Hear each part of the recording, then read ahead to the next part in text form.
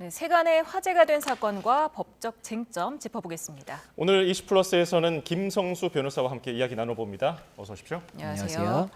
네, 지금 20대 여자친구를 살해한 의대생 지금 구속됐는데요. 범행 당일 행적이 계속 추가로 드러나고 있습니다. 계획 범죄임을 인정을 했고요. 그 정황이 계속 드러나고 있는데요. 정리해 주시죠. 예, 일단 사실관계를 조금 설명을 드리겠습니다. 일단 2024년 5월 6일, 그러니까 이번 주 월요일이었습니다. 월요일 날 오후 5시 20분경에 경찰에 신고가 한 통이 들어옵니다. 그 신고 내용은 한 남성이 건물 위에서 투신을 하려고 하는 것 같다라는 신고가 들어왔고, 경찰이 출동을 해서 이 남성을 이제 이 투신을 하지 못하도록 이렇게 해서 구조를 하는 작업이 이루어집니다. 그래서 구조를 해서 이제 왔는데, 이후에 남성이 이 경찰에다가 이야기를 합니다. 내가 지금 평소 복용하던 약이 있는데 그 약이 들어있는 가방이 옥상에 있다. 이렇게 이야기를 하게 되고, 그래서 경찰이 이제 가방을 찾기 위해서 갔는데 그 자리에서 이 옥상에 여성의 시신이 한 구가 발견이 된 거예요. 그렇다 보니까 경찰에서 이 옥상의 시신이 뭐냐라고 이 남성에게 묻게 됐고, 이 남성이 자신의 여자친구였던 이 여성을 본인이 살해한 것이다라고 시인을 하게 됩니다. 그렇게 해서 긴급 체포가 됐고, 이제 5월 7일에 경찰에서 구속영장을, 이 남성에 대해서 살인 혐의를 이유로 해서 구속영장을 신청을 했고, 5월 8일 저녁에 이제 도주의 우려가 있다라고 해서 현재 구속이 돼 있고, 지금 이제 추가적인 정황이 나오고 있는데, 말씀하신 것처럼 이 남성이 이 지금 여성을 살해하는데 사용한 흉기가 미리 구입을 한 것으로 지금 확인이 되고 있고, 그리고 또 이 남성이 이 살해 과정에서 이 혈흔 같은 게 몸에 옷에 튈 수가 있지 않습니까? 예. 그 옷을 갈아입은 정황이 나오는 겁니다. 그렇다면 그 옷도 미리 준비했다는 거기 때문에 이런 부분들을 봤을 때는 계획적인 범행으로 보인다, 이렇게 추측이 나오고 있는 상태였는데, 또 이 남성의 변호인 측에서도 이것이 계획범죄인 것은 맞다라는 취지로 이야기를 하다 보니까는 계획범죄 쪽에 무게를 두고 현재 수사가 진행 중인 그런 상황입니다. 예, 경찰은 이제 범행 동기를 규명하려고 프로파일러 면담을 실시했고요. 사이코패스 진단도 진행을 검토하는 것으로 알려져 있는데, 그러면은 사이코패스 진단은 어느 경우에 하게 됩니까?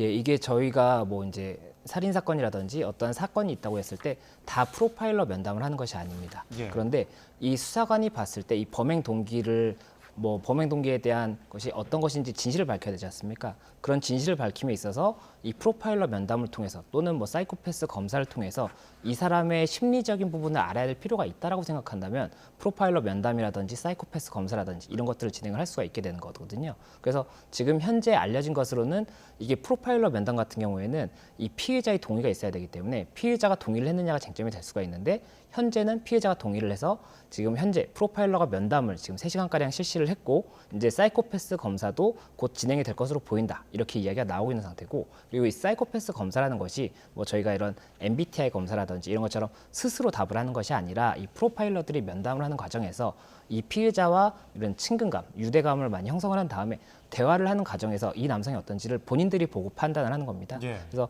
그런 부분이 이제 프로파일러 면담이 진행이 되고 있기 때문에 직접적으로 대화를 이렇게 하면서 조금 더 이루어지지 않을까 생각이 됩니다. 근데 사이코패스도 본인이 이게 동의를 해야지 이루어지는 거 아닙니까? 이렇게 자기도 모르는 사이에 이렇게 진행이 될 수도 있는 건가요? 이게 자기가 모르는 사이에 진행이 될 수가 없는 것이, 수사라는 것은 수사관, 경찰관이 수사를 하는 것이거든요. 그렇다 보니까는 경찰관이 아닌 프로파일러와 대화를 할 일이 없습니다. 그런데 프로파일러와 대화를 한다는 것은 동의를 받고 하는 것이니까는 경찰관이 아닌 다른 분이 이제 들어오는 거잖아요. 그렇기 때문에 피해자가 이것을 모를 수는 없는 것이고, 다만 동의를 받지 않으면 프로파일러 면담을 할 수가 없는 것이기 때문에 지금 현재는 동의를 한 것으로 보입니다. 예, 네. 전문가가 입회해서 사이코패스라는 진단이 나오면은 그게 형량에도 영향을 미칩니까? 일단은 이게 심신미약으로 볼 수 있느냐에 대한 것이 쟁점이 될 수가 있는 것인데, 예. 사이코패스 검사의 결과가 심신미약에 반영이 되는 경우는 없었던 것으로 보입니다. 다만 나중에 이게 사이코패스라는 판단이 됐을 때는 이 사람의 이런 범행 동기를 이해함에 있어서, 그리고 또 이후에 뭐 이 사람의 양형이라든지 또 이제 교도소에서 가석방 여부를 결정을 할 때도 사이코패스 여부가 조금은 참고 자료가 될 수는 있거든요. 그렇다 보니까 그런 참고 자료로 사용될 수 있다, 이렇게 말씀드릴 수 있을 것 같습니다. 네, 지금 사이코패스는 뭐 형량에는 영향을 주지 않는다고 말씀하셨는데, 지금 계획 범죄일 경우에는 어떻게 영향을 미칩니까, 형량에? 네, 지금 현재 이제 살해 행위 자체는 인정을 하고 있기 때문에, 그러면 살인 범죄의 양형 기준을 저희가 봐야 됩니다. 살인 범죄 같은 경우에는 5가지 유형으로 일단 양형 기준표가 정하고 있고, 이게 참작 동기 살인이 있고, 보통 동기 살인, 그리고 비난 동기 살인, 중대 범죄 결합 살인, 극단적 인명 경시 살인이 있습니다. 그리고 이 살인마다의 유형을 이제 정리를 하고 있는데 예. 보통 동기 살인의 유형 중에 원한 관계에 의한 살인 부분이 있고 여기에 이제 예시로 나온 것이 애인과의 뭐 이런 경우를 원한 보통 동기로 보고 있습니다. 그리고 이 보통 동기 같은 경우에는 이게 그 형이 아무래도 조금은 그런 뭐 비난 동기라든지 중대범죄 결합이라든지 이런 것보다는 조금 경할 수가 있고 다만 계획 범죄 같은 경우에는 가중 요소입니다. 그래서 가중이 됐을 때는 아무래도 그 일반적인 보통 동기 살인보다는 더 추가적으로 형량이 조금 더 이제 발생을 할 수가 있기 때문에 그런 부분에 대해서 계획 범죄로 보였을 때는 그 부분에 대해서 조금 더 형이 가중될 수 있다 이렇게 말씀드릴 수 있을 것 같습니다. 그래서 많은 범죄자들이 우발적인 범행이라고 주장을 하는 건가요? 예, 아무래도 계획적 범행이 인정이 되면 가중 사유가 될 뿐 아니라 그리고 우발적인 것이라고 하면은 전체적인 이제 이 재판을 함에 있어서는 이 사람이 어떻게 범행에 나아가게 됐느냐 그 경위를 보게 되는 것인데 예. 이게 우발적으로 이런 상황 때문에 내가 생각지 못하고 홧김했다라고 한다면 이게 내가 처음부터 이 사람을 어떻게 해야겠다라고 이렇게 마음먹은 것보다는 아무래도 조금 형량이 낮게 나올 가능성이 높지 않습니까? 그래서 그런 부분 때문이라도 아무래도 조금 우발적이다. 내가 이게 계획한 건 아니다. 이렇게 주장을 하는 것 같고 계획 범행이 그 계획 범죄 여부가 인정되지 않는다고 하더라도 사실관계 판단에 있어서 모양 자체가 달라질 수가 있기 때문에 예. 그렇게 이야기하는 것 같습니다. 네, 아무래도 수능 만점 출신의 명문대 의대생이다 보니까 사람들의 관심이 또 신상 공개가 될 것이냐였는데 경찰이 안 하기로 했습니다. 2차 가해 우려, 피해자에 대한 2차 가해 우려가 있기 때문이라고 했는데요. 예, 아무래도 이게 중대범죄 신상공개법이 이제 올해 시행이 됐고 원래는 이게 여러 가지 법에 이 중대범죄 관련 신상공개가 나눠져 있었는데 이제 한 개의 법으로 통일됐다고 볼 수 있는 부분이 예. 있습니다. 그래서 이 중대범죄 신상공개법이 있고 지금 그래픽에 나오는 것처럼 이 요건이 있습니다. 수법이 잔인하고 중대한 피해가 있을 것 그리고 죄를 범했다고 믿을 만한 충분한 증거가 있어야 되는 겁니다. 그리고 국민의 알 권리 보장이라든지 재범 방지, 범죄 예방 등의 오로지 공공의 이익을 위한 경우에는 이것을 공개할 수 있다라고 돼 있습니다. 그런데 이 경찰이나 검사가 이 신상 공개 여부를 그 공개 여부를 결정할 수 있다라고 돼 있기 때문에 재량이라고 볼 수가 있거든요. 그래서 이번 같은 경우에는 경찰 측에서 지금 현재 기사가 나오는 것은 피해자에 대한 이 정보도 같이 공개가 될 수 있기 때문에 이 가해자가 공개가 되면 이 가해자와 관계 있는 사람들이 이제 정보가 같이 공개될 수가 있지 않습니까? 그래서 예. 그런 부분에 우려가 있기 때문에 이번의 경우에는 신상 정보를 공개하지 않을 것으로 보인다. 지금 이렇게 이제가 나오고 예. 있는 상황입니다. 그런데 지금 인터넷상에서는 무분별한 가해자와 피해자의 정확치도 않은 그런 정보들이 계속 올라오고 있는데 지금 실효성 있는 2차 가해 방지 대책이 필요하지 않을까요? 네, 일단은 그에 대한 근거 법령은 명예훼손이라든지 뭐 비난적인 댓글을 단다고 한다면 뭐 모욕이라든지 이런 것들이 가능할 수 있습니다. 그런데 예. 이게 실제로 어느 정도의 처벌이 이루어지느냐 그 수위에 대해서는 계속해서 이제 여러 가지 의견이 나오고 있거든요. 그렇다 보니 이번 같은 경우에도 현재 지금 이 피해자에 대한 뭐 이런 부분에 대해서는 고소를 진행할 예정이라는 이야기도 있기 때문에 그런 부분에 대해서 특히나 더 저희가 주의해야 되고 그리고 뭐 가해자든지 피해자든지 이런 사건에 관해서 저희가 이 댓글이라든지 이런 것들로 의사를 표명하는 것은 아무래도 조금 주의를 해야 되는 부분이 아닌가 이렇게 말씀드릴 수 있을 것 같습니다. 네, 근데 지금 이 사건뿐만 아니라 교제 살인, 교제 폭력이 엄청나게 많습니다. 한 단체에서 언론 보도를 통해서 집계한 자료만 보더라도 지난 한 해 동안 4일에 한 번꼴로 교제 살인이 일어났더라고요. 예, 맞습니다. 이 교제 살인이나 교제 폭력 이런 것들이 정말로 계속해서 보도가 되고 있고 10년 전에도 보도를 했었고 그때도 제가 이런 내용을 이야기를 했던 것 같은데 이에 대해서 피해가 발생할 가능성이 높아지는 이유는 이 교제를 할 당시에는 서로의 정보를 다 알고 있지 않습니까? 어디에 사는지, 뭐 어디를 자주 가는지 이런 것들을 알고 있기 때문에 이 피해자를 가해자가 만날 수 있는 방법이 굉장히 많거든요. 그래서 이렇게 폭력이 발생할 수밖에 없고 또 피하려고 하더라도 뭐 학교를 뭐 가야 된다든지 이렇게 되면 이 가해자가 계속해서 이피해자의 동선을 따라갈 수가 있는 겁니다. 그래서 뭐 그때 당시에 뭐 이제 스마트워치를 지급한다든지 이런 것들이 있었는데 그게 과연 실효성이 있느냐에 대해서 계속해서 의문이 발생을 하고 있어서 예. 이게 계속 이렇게 발생을 하는데 이에 대해서 조금 더 연구를 하고 뭔가 입법적인 정책이 있어야 되는 것이 아니냐 이야기가 나올 수밖에 없고 이번 사례를 통해서도 또 한 번 이런 게 쟁점이 되고 있기 때문에 이제는 다시 한번 이런 피해자들을 어떻게 하면 보호할 수 있을 것인지를 한번 좀 논의를 해야 되는 시점이 아닌가 생각이 듭니다. 예, 다른 사건도 살펴보겠습니다. 부산지방법원 인근에서 한 50대 남성이 다른 50대 남성을 흉기로 숨지게 하는 사건이 발생했습니다. 둘 다 유튜버였다고 하는데 사건 개요 좀 설명해 주시죠. 예, 맞습니다. 어제 부산지방법원 인근에서 발생한 사건입니다.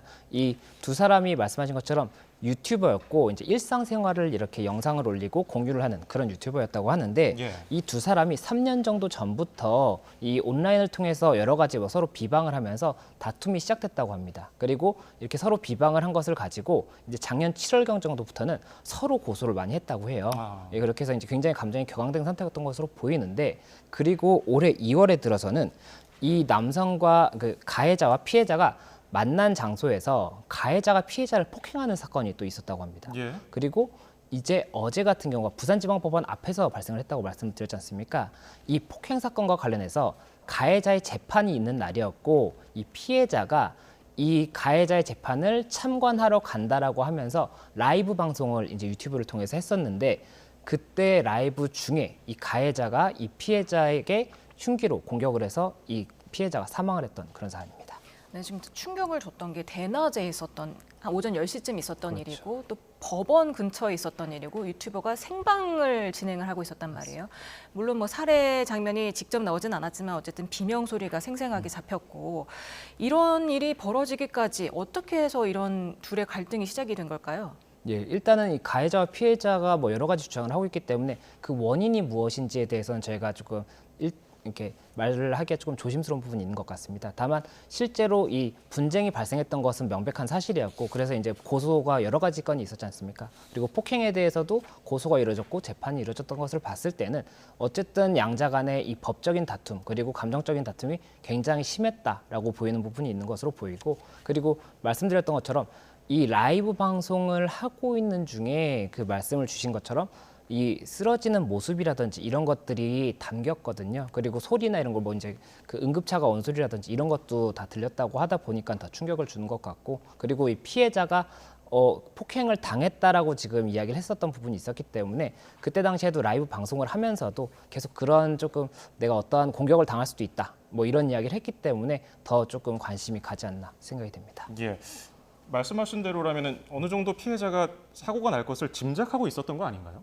예, 아무래도 이제 피해자가 계속 그런 이야기를 했다고 합니다. 저도 그 직접 영상을 보지 못했지만 그 일단 이야기가 나오는 것은 굉장히 조금 뭐 불안하니까 112 신고할 것을 좀 대기해 달라 이렇게 계속 이야기를 한답니다. 라이브 네. 방송을 하면서 그렇기 때문에 어떠한 공격을 당할 것이라는 생각은 했던 것으로 보이는데 가능성이 있다라고 생각은 했던 것으로 보이는데 그것이 흉기를 통한 공격이라고까지는 당연히 생각을 못했지 않을까 생각이 되고 다만 이제 폭행이나 이런 사건이 있었기 때문에 폭행 정도의 공격을 생각하지 않았을까 이렇게 예상이 됩니다.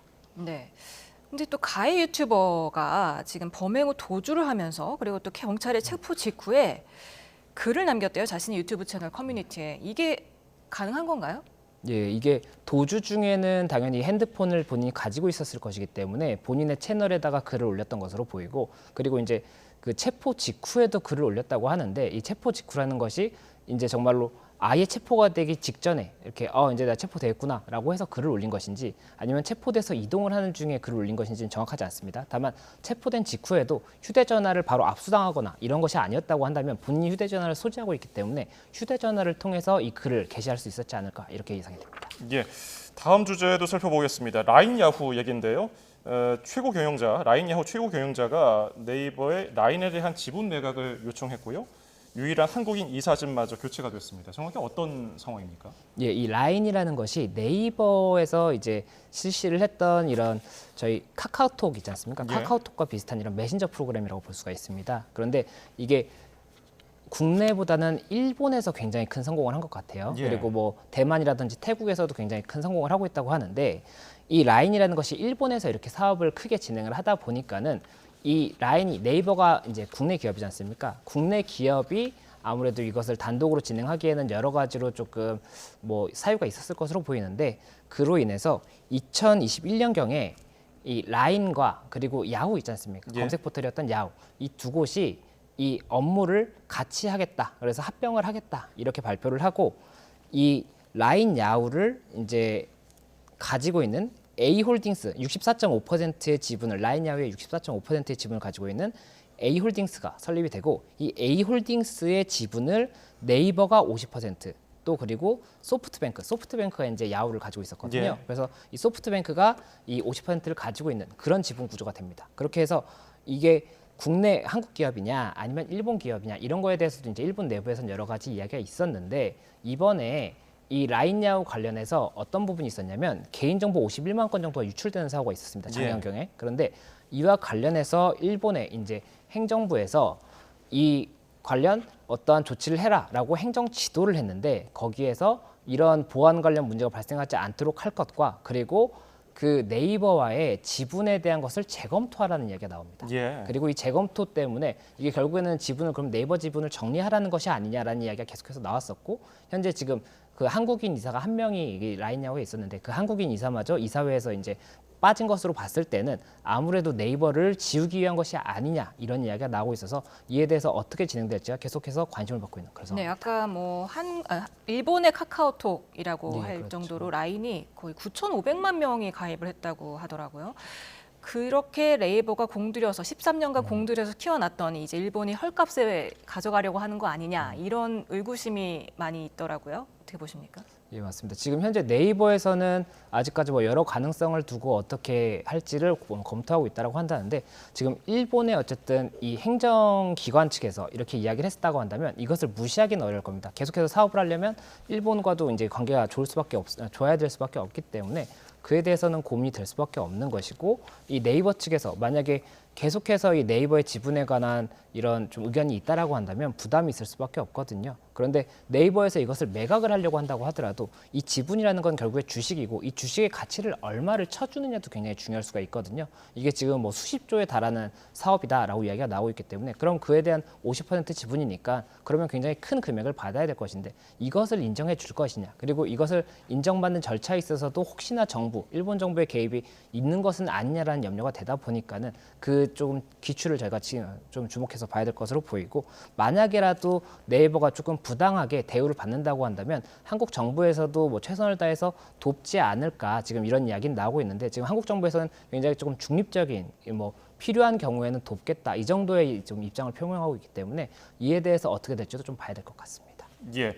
이게 해외 기업에 일본 정부가 좀 개입하는 듯한 모습을 보인 게 그런 의구심이 드는 게 이번이 처음은 아니잖아요. 예, 맞습니다. 일본이 전에 닛산 르노 관련해서도 이 닛산이 일본 자동차 회사이고 르노가 이제 프랑스 회사입니다. 네, 닛산 르노 얼라이언스라고 해서 닛산과 르노가 서로의 이제 회사의 지분을 가지게 있는 그런 형태가 있었는데 이 닛산 같은 경우에는 르노의 지분을 15% 정도 가지고 있었고 르노 같은 경우에는 닛산의 지분을 40% 정도 가지고 있었습니다. 그래서 아무래도 그렇게 되면 지분을 더 많이 가지고 있는 쪽이 이 얼라이언스의 이런 뭐 어떠한 행정적인 부분이라든지 이런 경영 판단에 있어서도 유리할 수밖에 없는데 그런 부분에 있어서 조금 뭐 여러 가지 이야기가 있었던 것 같습니다. 그리고 그런 와중에 일본 정부에서 이 닛산 르노 얼라이언스의 이 회장이었던 이 회장에 대해서 뭐 여러 가지 범죄 혐의가 있다 이런 이야기가 나오고 그 이후에 이런 사태가 정리되는 과정에서 닛산과 르노가 이제 동등하게 15%씩 지분을 가지는 것으로 정리가 됐거든요. 뭐 이게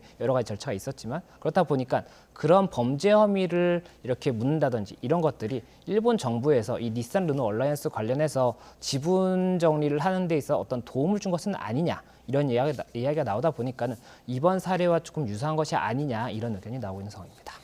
네, 지금 우리 정부도 유감의 뜻을 밝혔습니다. 그리고 우리 기업에 대한 차별적이고 부당한 조치에 강력히 대응하겠다 이렇게 밝혔는데 어떤 대응을 할 수 있을까요?